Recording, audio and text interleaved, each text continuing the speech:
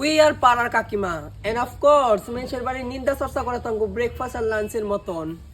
We are পাড়ার কাকিমা of course পাড়ার কোন মেয়ে ছোট কাপড় পিন্ধে হেডা আঙ্গু দেখার দায়িত্ব।